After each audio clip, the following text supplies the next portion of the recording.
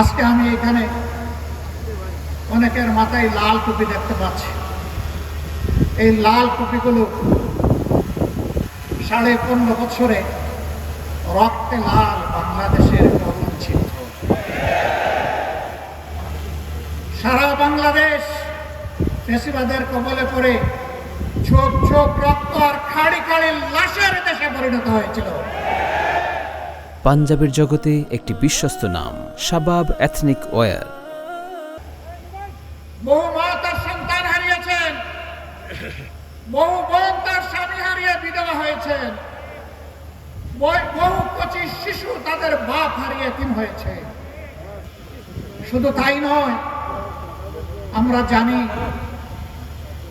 ইতিহাসের কলঙ্ক রচনা করে বাংলাদেশের জায়গায় জায়গায় আয়নাগর গড়ে তোলা হয়েছিল।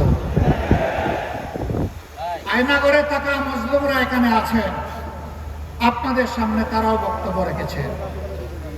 সেনাবাহিনীর কর্মকর্তা হয়েও তিনি এই থাবা থেকে রক্ষা পাননি। উচ্চ আদালতের একজন আইনজীবী হওয়া সত্ত্বেও তিনিও রক্ষা পাননি। রাজনৈতিক কর্মীরা তো রক্ষা পাই নাই।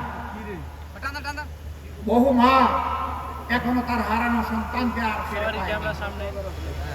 বহু বোন তার স্বামীর অস্তিত্ব খুঁজে এখনো, বহু সন্তান এখনো বাপের আগমনের অপেক্ষায় আছে।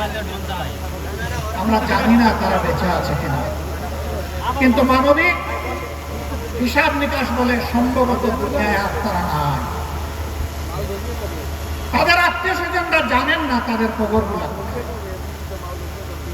আমরা সেই দুটি পরিবারগুলোর প্রতি আজকে সম্মতি জ্ঞাপন করি।